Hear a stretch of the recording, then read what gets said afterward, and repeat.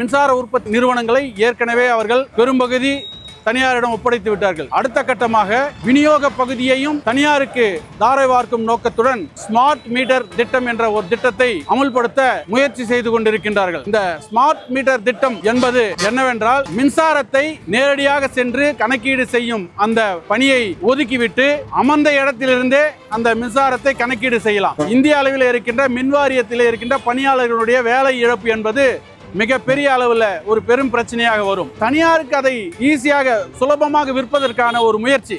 ஒவ்வொரு நுகர்வோரும் தங்களுடைய மின்சார கட்டணத்தை மின்சார உபயோகத்திற்கு முன்பாகவே கிட்டத்தட்ட ஒரு 90 நாளைக்கு முன்னே நாம கட்ட வேண்டியிருக்கும் ப்ரீபெய்டு மெத்தட்ல. இப்ப எப்படின்னா 60 நாள் நம்ம பயன்படுத்துறோம், அதுக்கப்புறம் 20 நாள் பொறுத்து கட்டலாம். 80 நாள் நாம மின்சாரத்தை பயன்படுத்தி அதுக்கு பிறகு மின்சார கட்டணம் செலுத்துறோம். இந்த ஸ்மார்ட் மீட்டரை பொருத்திட்டா இது வந்து தனியார் தான் பொருத்த போறாங்க. அப்படி பொருத்தும் பொழுது அதை பராமரிக்கும் வேலையும் தனியார் தான் செய்ய போகுது. ஒவ்வொரு மாதமும் அந்த பராமரிப்பு கட்டணம், அந்த மின்சார ஸ்மார்ட் மீட்டரை பராமரிக்கக்கூடிய அந்த பராமரிப்பு கட்டணம் என்பது குறைந்தபட்சம் 150 இருந்து அதிகபட்சம் 2000 ரூபாய் வரைக்கும் அந்த ஸ்மார்ட் மீட்டருக்கான மாதாந்திர வாடகை கட்டணத்தை நுகர்வோர்களே செலுத்தும் நிலைமை வரும்.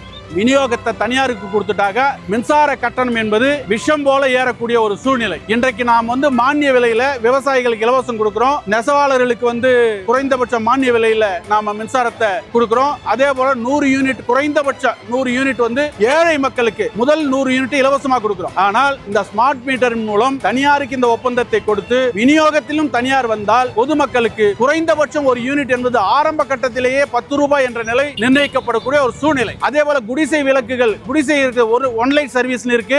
ஏழை மக்களுக்கு குடிசை வீட்டுல ஒரு 40 வாட் பல்பு போட்டு அவங்க இலவசமா பயன்படுத்திக்கலாம். அந்த இலவச குடிசைகளுக்கான இலவச மின்சாரம் என்பது ரத்து. இப்படி பல விஷயங்கள் ரத்து செய்யப்பட்டு அனைத்துமே தனியார் மயத்திற்கு சென்று விட்டால் அனைத்துமே காசாகிவிடும். அப்ப ஏழை எளியவர்கள் மிகப்பெரிய பாதிப்பை சந்திப்பாங்க. விவசாயிகள் விவசாயமே செய்ய முடியாத ஒரு சூழ்நிலை வரும். பொதுமக்களுக்கு மிகப்பெரிய சுமையை உருவாக்கக்கூடிய இந்த தனியார் மயத்தினுடைய நோக்கி போகக்கூடிய ஒரு வழியாக இந்த ஸ்மார்ட் மீட்டர் திட்டம் என்பது பொருத்தும் பணியை இன்றைக்கு இருக்கின்ற மத்தியில் இருக்கின்ற பிஜேபி அரசாங்கம் மிக விரைந்து செயல்படுத்தி கொண்டிருக்கின்றது. வேறு வழியின்றி இன்றைக்கு தமிழகத்தில் இருக்கின்ற அரசாங்கமும் அந்த திட்டத்திற்கு ஒத்துழைக்க வேண்டிய சூழ்நிலை கட்டாயம் இருக்கின்றது. தமிழகம் முழுக்க தமிழ்நாடு மின்னூழியர் மத்திய அமைப்பு தமிழகம் முழுக்க கிட்டத்தட்ட 50 லட்சம் மக்களை சந்தித்து இந்த மக்களுக்கான விழிப்புணர்வை ஏற்படுத்தும் பிரச்சார இயக்கத்தினை நம்முடைய தமிழ்நாடு மின்னூழியர் மத்தியத்தினுடைய தலைவர்களும் தொண்டர்களும் ஒற்றுமையாக இன்று காலை முதல் மாலை வரை இந்த பிரச்சார இயக்கத்தை சந்திப்பு இயக்கத்தை வெகு சிறப்பாக செய்து கொண்டிருக்கிறோம். அணியணியாக சென்று பொதுமக்களை சந்தித்து